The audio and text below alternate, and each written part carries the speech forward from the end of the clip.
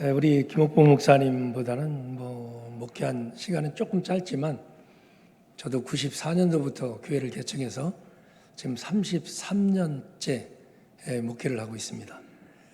그러다 보니까 노예에서 교회들의 이런 일 저런 일 생길 때에 그 일을 맡아서 좀 감당을 하기도 합니다. 동일한 얘기를 듣는 좀 아쉽고 안타까운 말이 있습니다. 저는 예수님이 하신 말씀을 교회 안에 적용해야 된다고 생각하는 성도로서의 한 사람입니다. 7번씩 77번이라도 용서해야 된다. 그런데 용서가 일어나지 않아서 이 교회 저 교회들이 문제들이 발생을 합니다.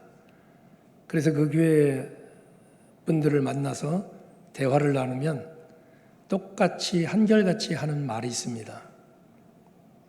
그 말은 목사님, 저는 끝까지 갑니다. 문득 무슨 영화 찍나 하는 생각이 들었습니다. 제가 재밌게 본 영화 중에 끝까지 간다 하는 영화가 있어서 그 영화가 문득 떠오르면서 영화를 찍나 요즘 하면서 안타까움이 들고 소문도 들어서 알기도 하겠습니다만 가까운 우리 노예에 있는 교회는 여전히 분쟁 중에 있는 것을 보면서 교회의 정체성을 다 잃어버렸구나 하는 아쉬움과 안타까움이 있었습니다. 고린도 교회는 여러분들이 아시는 것처럼 굉장히 화려해 보이고 좋은 교회처럼 비추어집니다. 은사도 강력하게 나타나고 부흥도 있고 참 괜찮은 도시에서 괜찮게 세워져가는 교회입니다. 그러나 그 교회를 내면을 가만히 들여다보게 되면 여러 가지 심각한 문제점이 있습니다.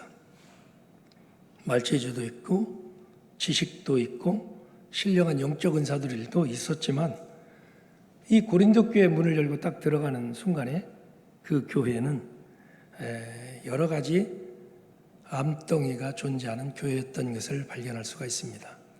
그래서 어쩌면 하나님이 사도 바울을 통해서 16장이나 되는 또 그리고 고린도 후서에 있는 말씀까지 길게 그렇게 말씀하시지 않았나 하는 생각이 듭니다. 근본적인 가장 큰 문제는 뭐냐면 여러분들은 교회의 가장 큰 문제가 뭐라고 생각하십니까? 교회 안에서 가장 큰 문제가 뭐라고 생각하세요? 교회의 가장 큰 문제를 사도 바울은 고린도 교회를 통해서 지정하는데 그게 뭐냐면 이 파당과 분열입니다. 고린도 교회 안에는 바울파가 있습니다. 아볼로파가 있습니다. 게바파가 있고 심지어는 그리스도파도 있습니다. 이 사람들은 이 교회 안에 음행이 들어오고 심지어는 이 파당과 분열이 예수 그리스도께서 우리를 위해서 살이 찢기시고 피 흘리셔 돌아가셨던 성만찬을 행하는 자리에서조차도 있는 사람들은 먹을 걸 미리 갖고 와서 자기들끼리 다 먹어 치워버리고 그러나 없는 사람들은 노예들 이런 사람들은 일을 하다가 늦게 오다 보니까 허기진 배를 끌어안고 왔는데 그만 먹을 것이 없어서 부익부 빈익빈 현상이 나타나서 이 고린도 교회 안에 이 모습 저 모습대로 파당과 분열이 있습니다. 그리고 심지어는 은사를 통해서도 파당과 분열이 일어납니다. 고린도에 있었던 그 우상을 통해서 그 우상이 하다 보면 그들도 또한 방언을 합니다. 여러분들 무당이 점잖게 저처럼 얘기하면 이 무당이 신령해 보여요? 신령해 보여요? 무당은 좀 목소리 높이고 반말도 좀 해서 막 해야 됩니다. 그리고 이 무당이 저희 교회 같으면 내가 편하게 자유롭게 막 하는데 그래도 가만히 보니까 제가 나식은 우리 교인 같은 분들이 여러 분 계셔서 편하게 하겠습니다. 무당이 할 때는 좀 신령하게 보이려면 막 이래야 된다.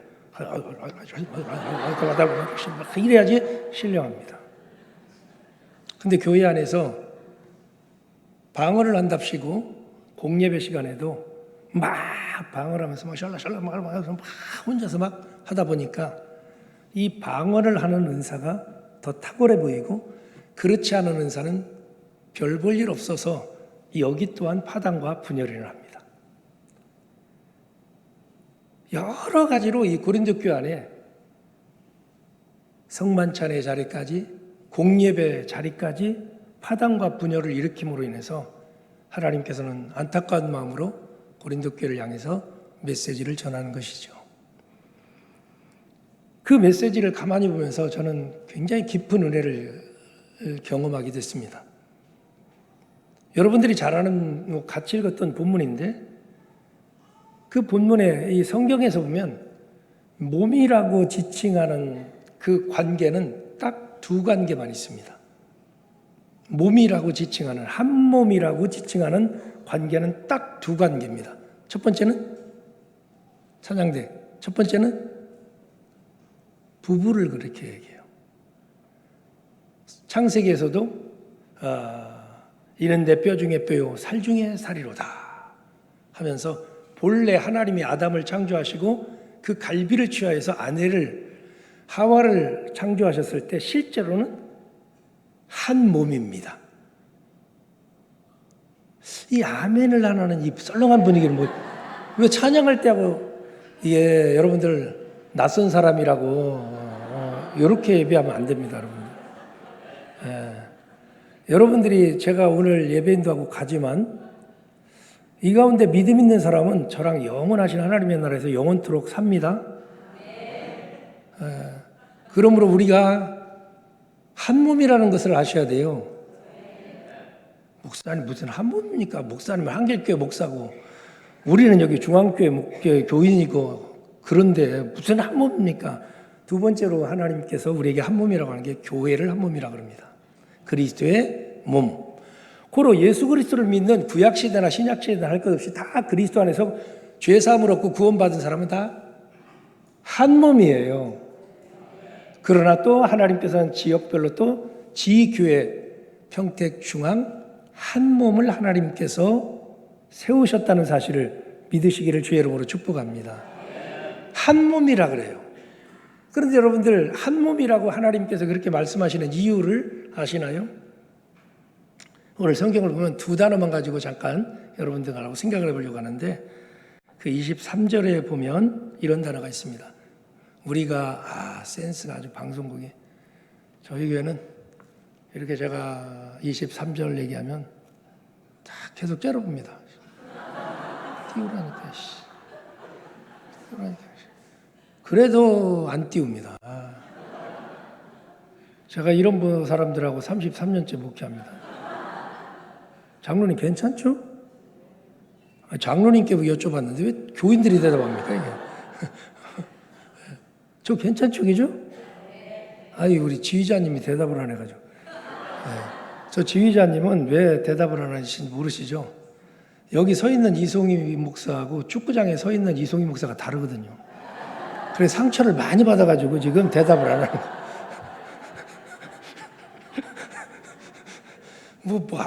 모르시는 분들이 많을 것 같은데 이렇게 막 웃으시는 거 보면 그래도 공감의 능력이 참 대단하십니다.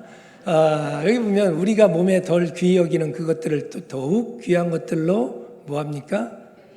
입혀주며 그래요. 저 입혀주며란 말이 참 기가 막힌 말입니다. 왜 기가 막힌지 한번 설명을 드릴게요. 창세기에 보면 하나님께서 아담과 하와를 창조하시고 하나님께서 뭐라고 말씀하세요? 하나님이 보시기에 심히 좋았더라. 곧 한 몸으로 창조한 이 아담과 하와를 보면서 하나님이 심히 보시기에 좋았더라. 왜 심히 보시기에 좋았다고 하시는지 아십니까? 그 창조에 그 하신 아담과 하와를 하나님께서 기가 막히게 창조하셨기 때문이에요. 그런데 오늘 이 교회를 얘기하는 건데 교회를 얘기할 때 사람들은 덜 귀히 여기는 게 있대요. 또 귀하게 여기는 것들이 있대요.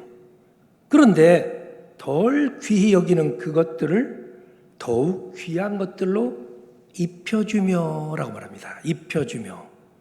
자, 이 말이 무슨 말인지 여러분들 입혀준다. 제가 이렇게 옷을 지금 입고 있습니다만 옷을 벗으면 좀 볼상사납겠죠, 그죠? 그래서 이 옷을 겹겹이 이렇게 입혀주었잖아요. 몸도 그렇다라고 말하는 거예요. 울타리가 되어주고 겹겹이 감싸 주었다라는 겁니다. 자, 몸을 잠깐 생각을 해볼게요. 우리 몸 중에서 참 연약한 게 있습니다. 우리 몸에. 자, 심장 보셨나요? 심장 직접 눈으로 보신 분, 콩팥 보신 분, 직접, 간 보신 분, 의사들 아니고서는 보기가 어렵습니다. 그죠? 근데 이게 굉장히 연약합니다.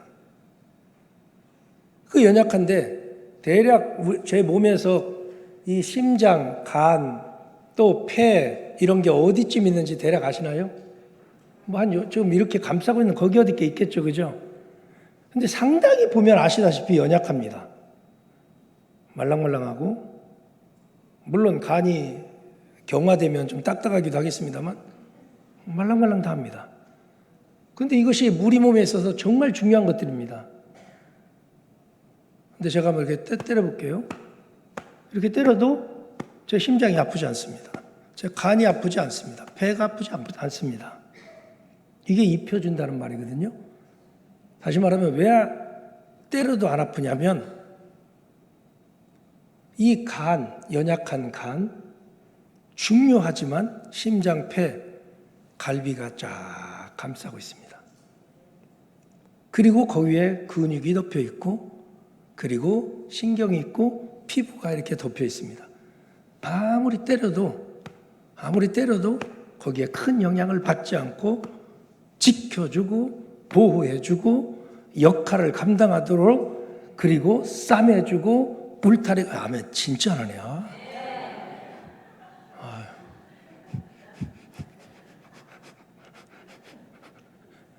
뭐 어차피 또 와요? 그럼 제가 좀 톤을 좀 낮추고도 또 와요, 오지 마요. 또 와요? 그럼 점잖게 해야지. 마지막처럼 하고 하려고 그랬더니. 이렇게 해도 그게 정말 중요하잖아요. 심장 중요하죠. 간이 중요하죠. 그렇죠. 그리고 폐가 중요하단 말입니다. 저는 실제로 천식 환자입니다. 그래서 아침 저녁으로 흡입기를 쓰고 겉으로 판단하지 마시고, 그래서 굉장히 폐에 대해서 신경을 많이 씁니다. 그렇지만 그 폐를 지금 제가 때려도 그 폐가 영향을 받아서 그 폐가 죽고, 그 폐가 죽음으로 해서 내 몸을 죽게 만들지 않아요. 자, 좀 계속 때리고 있잖아요. 그죠? 왜요? 갈비가 보호해주고 싸고 있고, 그 위에 근육이, 그리고 심지어 피부가 그렇게 하고 있고, 심지어는 김옥봉 목사님이 때리면 이렇게 안 때릴 텐데 이 주먹도 제 손이기 때문에 요 정도만 때리죠. 그죠? 그래서 하단 말입니다. 왜 하나님께서는 교회를 향해서 이 몸에 대한 이야기를 하고 계실까? 이 안에도 어쩌면 심장 같은 분도 계시고, 간같이 중요한 역할을 하고, 폐같이 정말 중요한 역할을 하는 사람이 있습니다. 근데 어떤 사람은 갈비가 그렇게 대단해 라고 하는데, 이 갈비로 그 연약한 자들을 쫙 또 감싸게 하는 그런 분들도 계십니다. 그리고 어떤 분은 또 근육으로서, 어떤 분은 피부로서 있어서 하나님이 보시기에 좋았더라 하는 이 몸을 하나님께서 아담과 하와를 창조하셨을 때 그리하셨던 것처럼 예수님은 그의 아들을 통해서 교회를 다시 한번 그리스도의 몸된 교회로 세우셨다는 것, 믿으시기를 주의 이름으로 축복합니다. 이는 내 뼈 중에 뼈요 살 중에 살이로다라고 했는데, 죄가 들어가니까 아담이 하와를 볼 때 하나님, 당신이 준 저 여자 때문에 내가 이렇게 됐습니다 하면서 분열이 일어나고 파당이 일어납니다.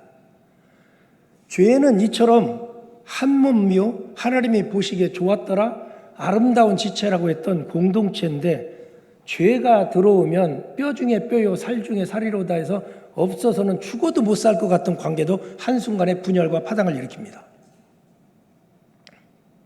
죄가 들어오면.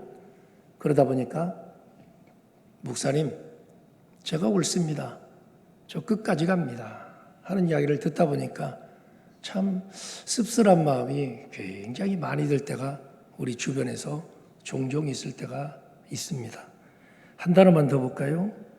그 한 단어는 뭐냐면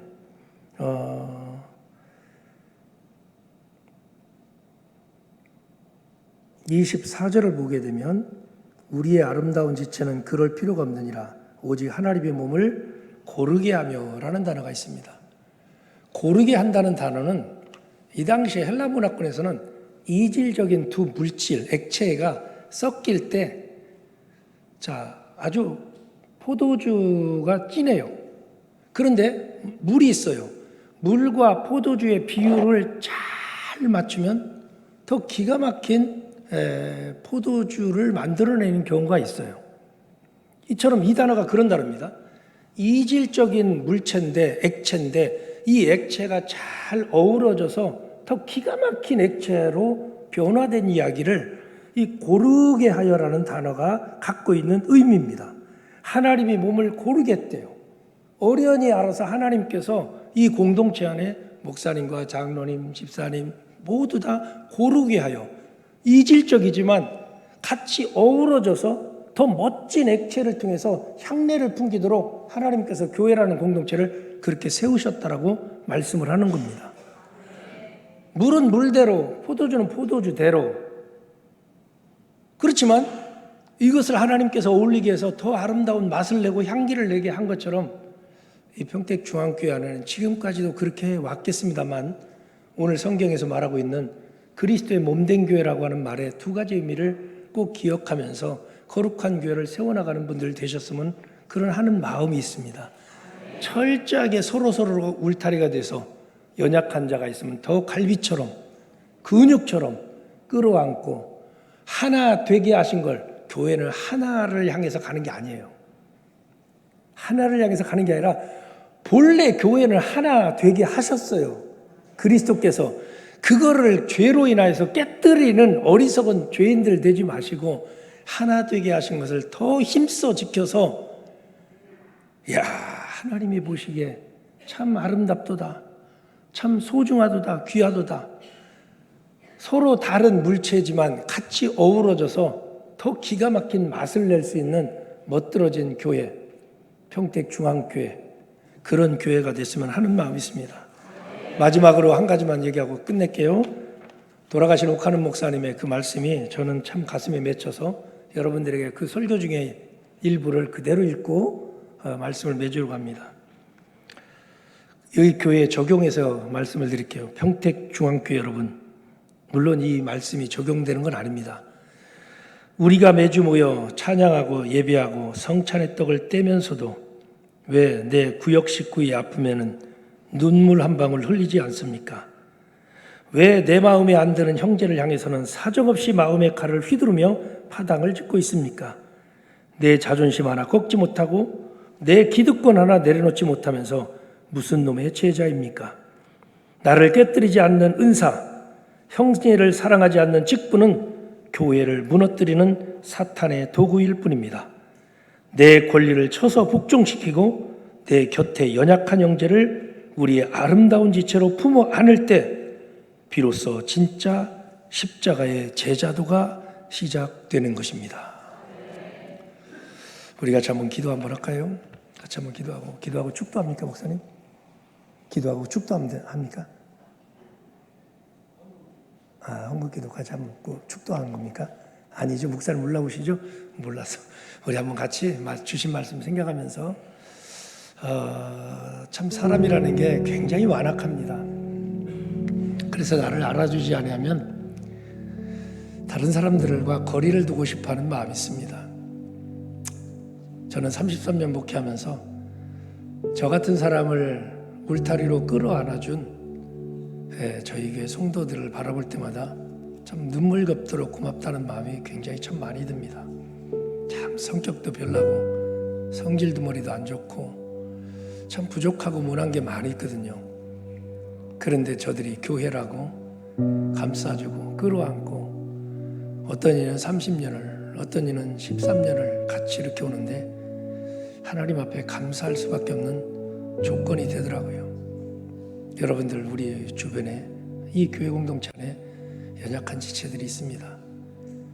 여러분들을 하나님께서 이것을 깨닫게 하신다면 갈비뼈 같이 그들에게 울타리가 되어서 보호해 주시라는 하나님의 뜻 아니겠습니까? 그리고 이질적인 것이 오히려 이질적인 사람들끼리 하나가 돼서 더 아름다운 향내를 내라고 말씀을 하고 있지 않겠습니까? 하나님, 주님의 뜻에 합당한 교회를 이루어가는 아름다운 지체로 서기를 소망합니다. 한 1분만 같이 한번 기도하겠습니다. 하나님 아버지 감사합니다. 또 40년의 시간을 우리 김 목사님